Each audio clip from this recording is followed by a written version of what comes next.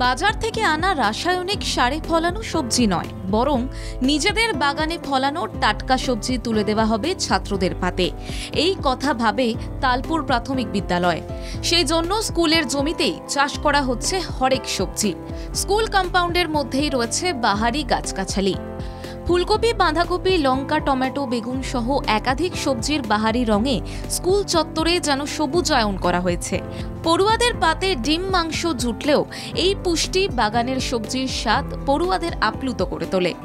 নেই পর্যাপ্ত শিক্ষক, তা সত্ত্বেও হুগলি জেলার মডেল স্কুল হিসেবে পরিচিতি লাভ করেছে তারকেশ্বরের প্রত্যন্ত গ্রামের স্কুল তালপুর প্রাথমিক বিদ্যালয়।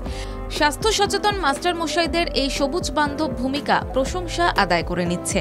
জেলা দপ্তর থেকে, জেলা প্রশাসন শিক্ষা দপ্তর থেকে আমাদেরকে একবার অনুদান দেয় 10,000 টাকা, যে সবজি বাগান করার জন্য।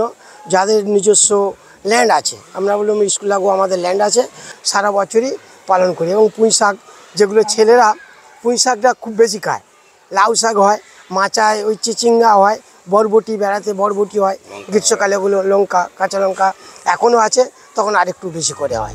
এই স্কুলে ছাত্রছাত্রীর সংখ্যা 157। শিক্ষক শিক্ষিকা 4 জন, 1 জন পার্শ্ব শিক্ষক।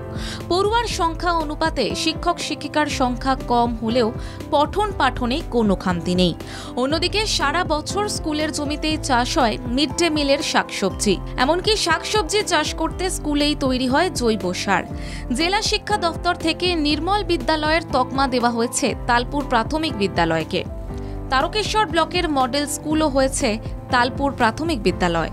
ব্যুরো রিপোর্ট, বাংলা জাগো।